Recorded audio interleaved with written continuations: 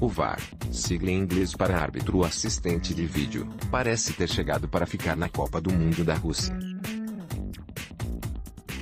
A ferramenta, adotada neste ano para dar mais justiça aos lances, foi decisiva para a classificação do Japão e a definição do adversário do Brasil nas oitavas de final da competição. Durante toda a primeira fase, o árbitro de vídeo foi utilizado 20 vezes, sendo 14 delas para análise de pênaltis. Desses, 9 foram aplicados e 5 invalidados.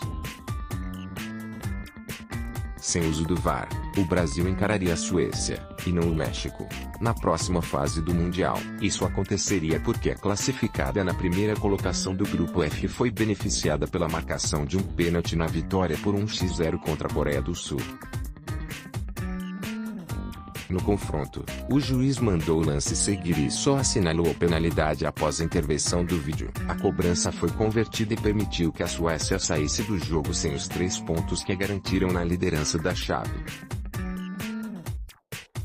Caso o VAR ainda não existisse, México teria fechado a primeira fase com 6 pontos e a Suécia só chegaria às oitavas por ter marcado um gol a mais do que a Coreia do Sul. Japão é eliminado classificado pela diferença no número de cartões amarelos. O Japão não teria a mesma sorte se o VAR não estivesse em ação. Os samurais só puderam comemorar a ida às oitavas de final devido ao árbitro que cancelou um pênalti marcado para Senegal durante a derrota da equipe africana para a Colômbia por 1-0. Se a partida terminasse empatada em 1-1, Senegal somaria 1 ponto e terminaria a fase como líder do grupo H. O Japão, por sua vez, manteria os mesmos 4 pontos, mas amargaria 2 gols a menos de saldo do que a Colômbia. A Alemanha perde e o brasileiro se diverte. Veja os melhores memes. Apesar de não ser comprovado de que Senegal estufaria as redes com a cobrança do pênalti, foi levado em conta que a seleção africana iria converter a penalidade, assim como ocorreu em 79% das 23 cobranças realizadas na primeira fase do torneio. Mudança das chaves. Apesar do Japão ter sido o único classificado com auxílio do VAR, os grupos B e C teriam suas lideranças alteradas sem uso da tecnologia. As decisões do vídeo foram determinantes para as lideranças de Espanha e França, respectivamente.